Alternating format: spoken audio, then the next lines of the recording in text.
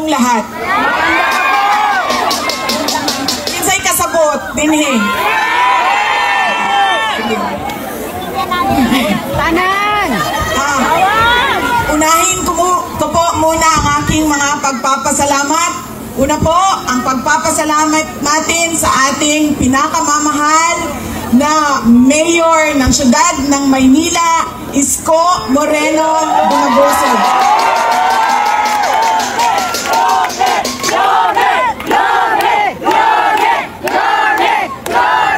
Nagpapasalamat po ako sa kanya dahil ipinahiram niya po ang inyong entablado at ang inyong mikropono para po sa mga senador ng Duterte. Maraming salamat, Mayor.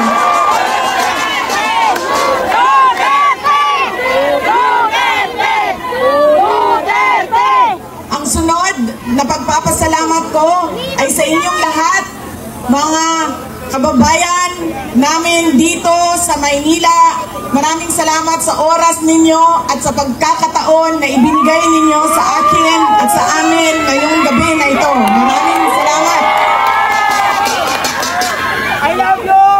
Madami sa inyo ang hindi pa, wala pa na nihapon, hindi pa na naghapunan.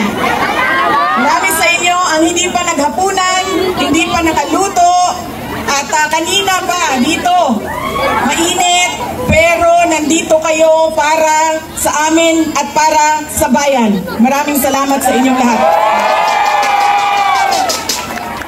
Ang susunod ko pong pagpapasalamat, mahal ko kayo, ma'am.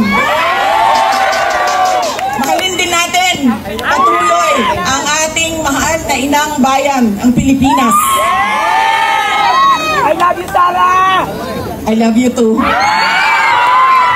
Sisterly love na ito, sis.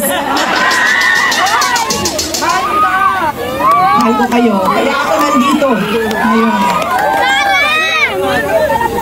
Ang susunod po na pagpapasalamat ay mula po sa pamilya namin.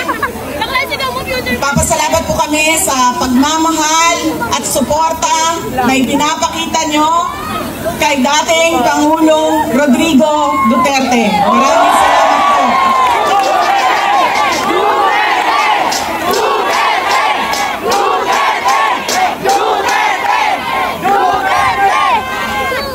Marami po sa inyo ang nag-celebrate ng kanyang birthday noong March 28, 2025. At kami po ay taus-puso nagpapasalamat at masaya dahil nakiisa kayo sa kanyang 80th birthday celebration. Dahil hindi po lahat tayo ay mabibigyan ng pagkakataon na umabot ng 80 years old. Kaya maraming salamat at sinelebrate nyo ang kanyang 80 years. Ang susunod na pagpasalamat ay mula po sa akin. Maraming salamat sa inyong suporta, sa inyong kampanya at sa inyong boto para sa akin noong halalan ng 2022. Maraming salamat sa suporta ninyo. At syempre, ang aking pagpapasalamat pa rin sa patuloy ninyo na pagtitiwala sa akin at sa aking mga kasamahan at sa aming opisina, ang tanggapan ng pangalawang Pangulo ng Pilipinas. Maraming salamat. Ang amin pong pamilya ay merong malaking utang na loob sa inyong lahat, mga kababayan namin, sa inyong sa pagkakataon na inyong ibinibigay sa amin na makapaglingkod sa ating bayan. Dako, kayo ang amo ang utang nga kabubuton kaninyong tanan, mga kaigsuunan namo. Sa higayon nga gihatag ninyo kanamo nga makaserbisyo sa ato ang nasod. Daghan kayong salamat. Ang susunod po ay mga kampanya po ako sa inyong lahat sa Manila. Tanggalin ko lang po yung seal ng aking opisina. Oo, palitan natin ng seal ng Office of the President.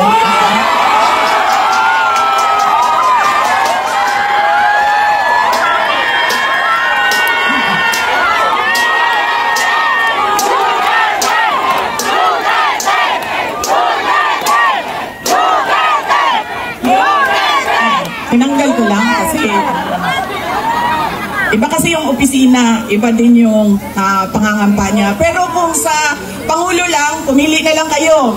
Si Isko Moreno, si Sara Duterte, wala kaming problema.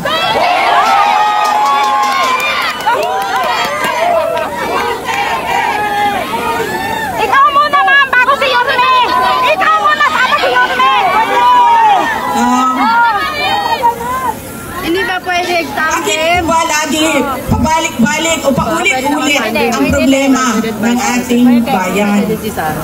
Dahil po, paulit-ulit din yung ugali natin sa pagpili ng ating mga leader. Kung sino yung binoboto natin. Ngayong darating na halalan, marami ang nagtatanong, ano bang pwede naming gawin?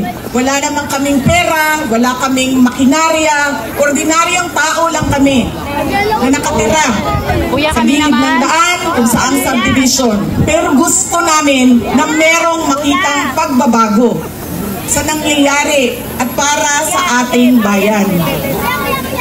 Una po, ang ugali natin sa pagpili ng ating mga kandidato ay kung sino yung naaalala natin. Sino yung magaling kumanta, sino yung magaling sumayaw, sino yung magaling magpatawa. Yaan nang lagi nating naaalala kapag tayo ay boboto na. Hindi na natin tinatanong, ano ba ang pangako niya noon na siya ay tumatakbo? Tinupad ba niya ang pangako niya? Diba? Dapat tinatanong natin ang sarili natin, ano bang nagawa ng tao na ito? Nangako siya, sorry ma'am, alam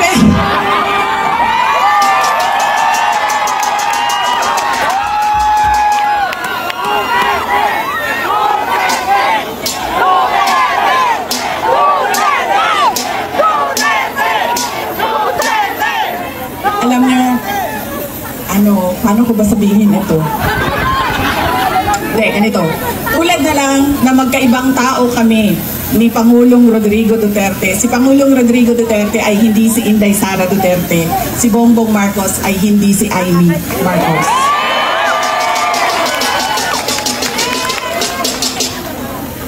Ito, hindi na ako nang paalam sa'yo. Sasabihin ko na, nga naman, sige maling. Tanggalin na lang natin ito. Okay lang sa'yo? Hindi ka siyang matuwad.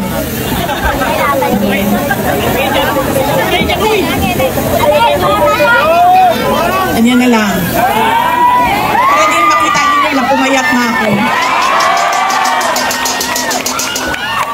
Salamat, Martin Romualdez! Pumayat si Inday Sara! Uy, kadyo lang ba? Seryoso. Mahal ko kayo, ma'am. Mahal kita, Inday! Ito, hindi na ako nagpaalam kay Senator Amy, ha? Kasi hindi ko naman alam na nandito siya. Noong October 2023, pumunta ako sa kanya. Sabi ko sa kanya, pwede mo ba akong tulungan? Kailangan ko kausapin ang Pangulo. Kasi nakikita ko sa mga plano nila at nabasa ko sa mga plano nila, meron silang ipafile na impeachment na kaso. So sinamahan niya ako. Ito yung araw bago umalis si dating Pangulong, si Pangulong Bongbong Marcos.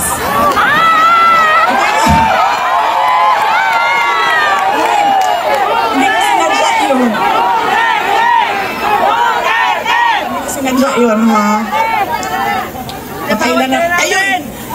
Kayo lahat, tayo lang ng sedisyon. Kayo lang, may kaso na kayo bukas. Yun na.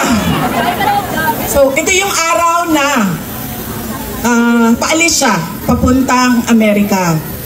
Pumunta kami, sinamahan ako ni Senator Amy. Siya yung kumuha ng oras ng schedule para makausap ko si BBM. Noong nandun na kami, binanggit ko sa kanya ang impeachment. Pero hindi yung impeachment ang gusto kong marinig ninyo na kwento ngayong gabi na ito.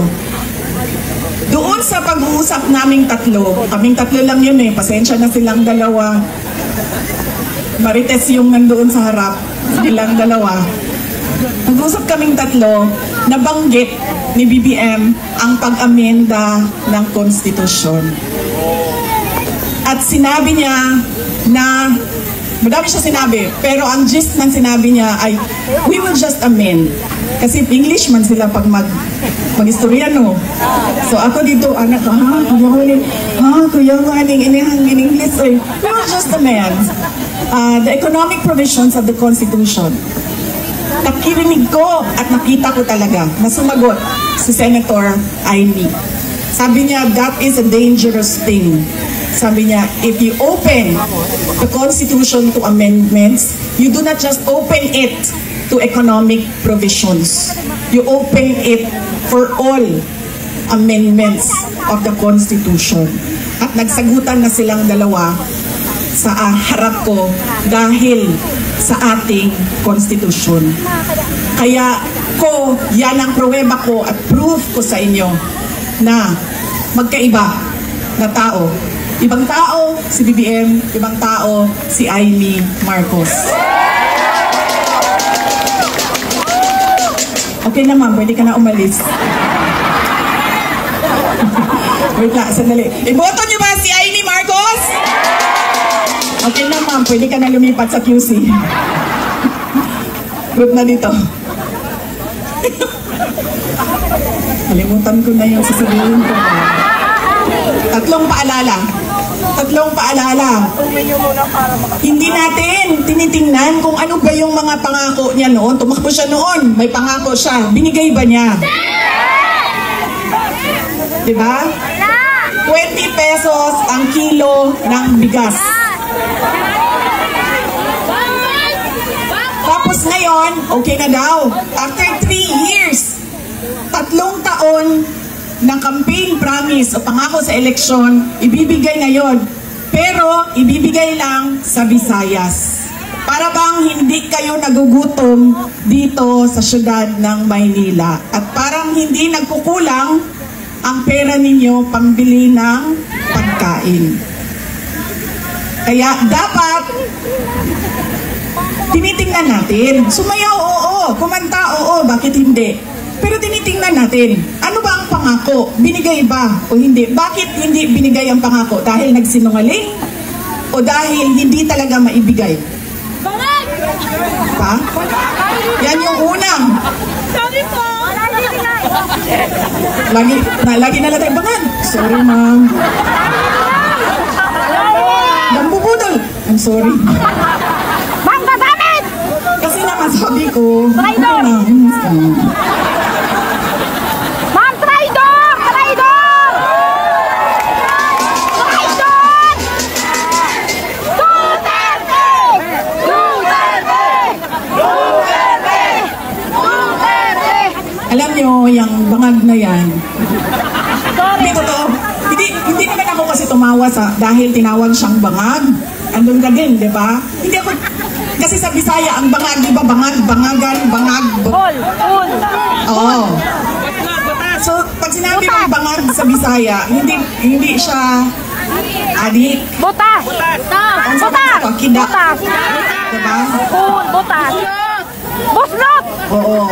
So, hindi talaga ako natawanan, tinawag siyang bangag. Kasi sa Bisaya, ang bangag ay butas. Hindi, at saka sa slang, ang bangag is yung private part ng babae. Diba? Bangagan. Ang pinagtawanan ko, dahil ang rally na yon ay kontra sa pag-amyenda ng konstitusyon. Yun yung rally na yon. Tapos nagulat na lang kami na iba na yung napag-usapan doon sa rally. Pero balik tayo sa bangag, ma'am. Alam mo, hindi ito kasali talaga sa speech ko. Sinabi sa akin ng partner ng uncle ko na noong hindi pa siya Pangulo, nung senador pa lang siya, ay bumisita sila sa bahay at inalok talaga sila ng droga. Hindi yung wala naman ako sinabi na pangalan. Oh, talaga. Alam nyo, may malaki pang tulungan ang Maynila para sa atin lahat. Hindi nila tayo kakayanin ikulong, no? Baka matulad tayo kay President Duterte, nakulong na. Humindi yung partner noong uncle ko. Kinento nila yan sa akin. Ang buong akala ko naman, kasi matanda na, diba, may edad na, natututo ka na sa kung anong mga mali na ginagawa ng kabataan mo, ay nagbabago yung tao.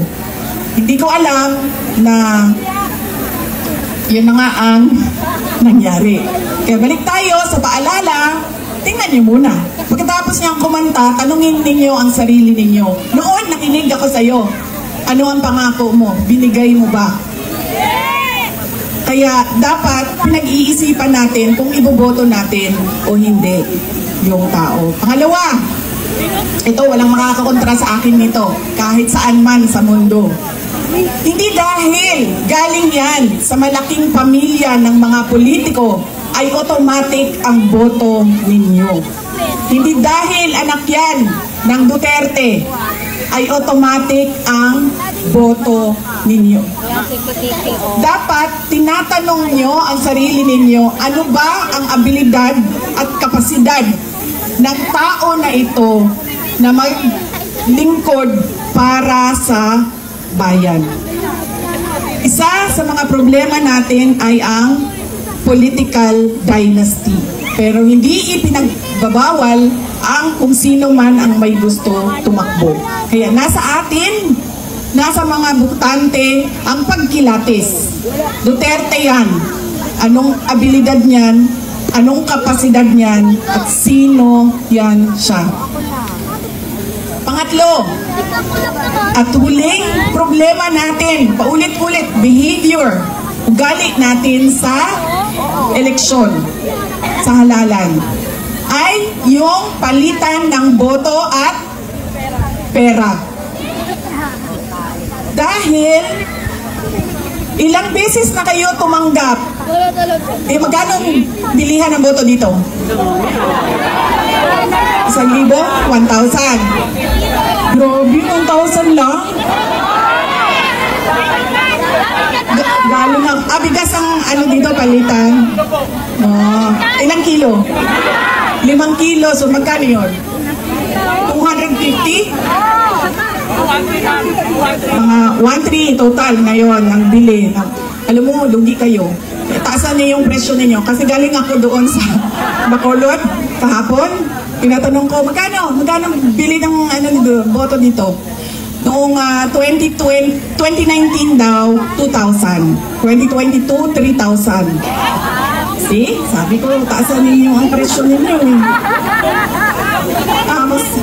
Tapos nung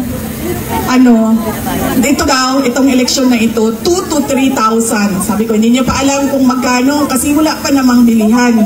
Pero sabi nila, mga 2,000 to 3,000 daw yung bilihan ng boto doon. Kaya, kulang ang hingi ninyo. Loge kami. 1,300 ang natatanggap ninyo. O hindi pa lahat. Bakit 1,300? Ang akap, magkano ba akap? Di ba 5,000? 3,000? Ay, kaltas pa yun. Diba? One for you, one for me, one for you, one for me. Alam niyo, hindi namin ginagawa yan sa Davao. Alam niyo bakit? Nawala kasi yung respeto ng tao sa isa't isa. Sabihin ko sa inyo kung bakit mamaya nawawala yung respeto. Sana po. Kabilihan ang boto. Yan.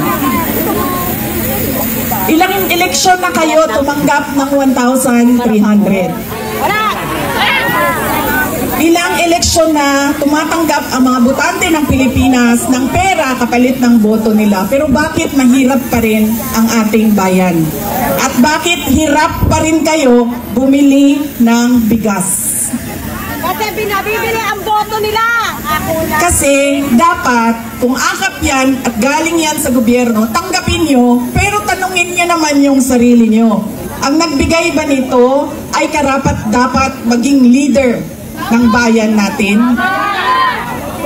Dahil malamang iposta ko yung isang paa ko, hindi niya pera yang binigay niya sa inyo. Pera yan ng bayan. So, tanggapin dahil tulong yan ng bayan. Huwag matakot kung iba ang iboto. Dahil unang-una, nakatago naman yung boto natin. At pangalawa, kung sino man yung manalo na mayor ninyo, na vice mayor ninyo, na konsehal ninyo, na congressman ninyo, ay may obligasyon na tumulong sa taong bayan. Kaya kung sino man yung nakaupo, magbibigay pa rin yan ng tulong sa inyo. Kaya, yan ang kailangan ninyong isaisip. Hindi dahil sikat ang apelido, automatic ang boto. Hindi dahil may kapalit ang aking boto, ay ibibigay ko na. At, may isa? Check ko lang muna, nakikinig kayo? Ano yung isa? Oh, see? Hindi na nakikinig. Respeto. Nakakawala talaga ng respeto yun, ma'am, pag may palitan ng pera. Yung isa ay wala naman nakinig sa inyo. Huwag ibenta ang boto. Huwag dahil sikat iboto. Ha? Political dynasty. O yun nga, dahil sikat iboto. Ano isa? Marami makikinig sa pangako. Oy, drogi. Ang dami-dami ninyo. Dalawa lang maalala ninyo. Ang ganda mo. Ano wala pa? Huwag makinig sa pangako. Ayo po. Oo, nagpapasalamat tayo kay Mayor Isko Moreno Dumagoso. Huwag maniwala sa pangako daw. Lugi sa bayan. Ano? Daniel, ano? Ano isa? Check ko lang, nakikinig ka.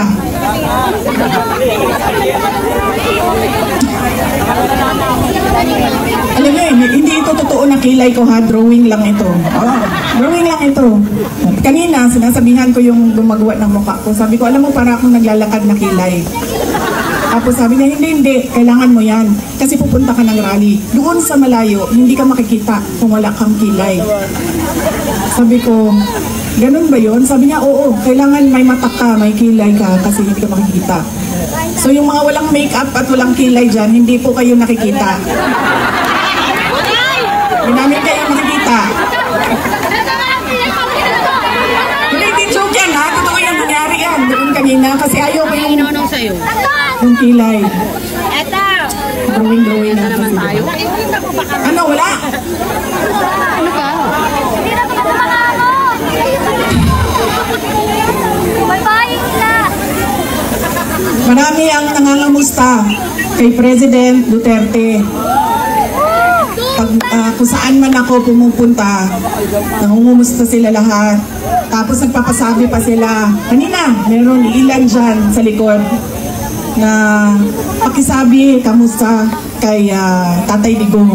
Kahit hindi ko siya kilala, lagi yung mga tao, hindi ko kilala sa pangalan, sasabi nila, pakikumusta kay Tatay Digong. Ayun. Siya po ay nakakulong. Anak po ako ng nakakulong na at okay naman siya. Madami din ang nagtatanong, kamusta na si Tatay Digong? Sinasabi ko lagi, okay naman siya. Ang problema lang ay hindi siya marunong maglaba, magluto at maglinis ng kwarto. Dahil yon ay ginagawa sa kanya lagi ng mga asawa niya. Madami pong asawa ang aking tatay.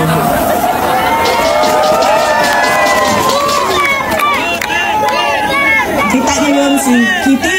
Kitty, yung maganda ko na kapatid. po yung nanay niya. Kasalukuyan po, dalawa yung girlfriend na nandoon nag-aantay na makalabas si Pangulong Rodrigo Duterte. Totoo yan.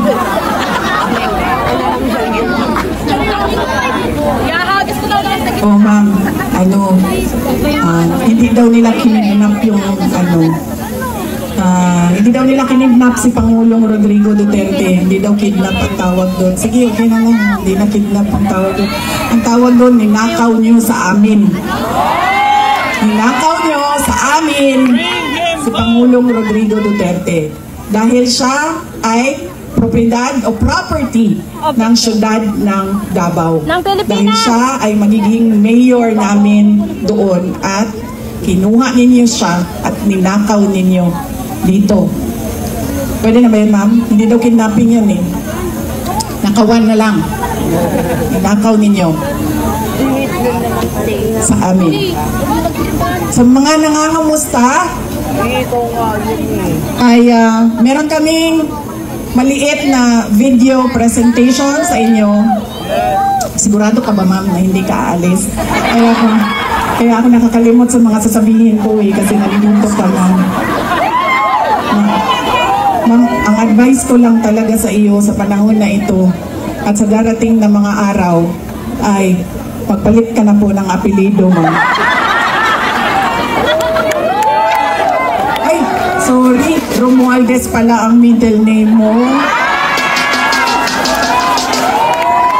Walang lusot, si Amy. Mabait to. Sabi ko nga, matino na tao, si Senator Amy Marcos.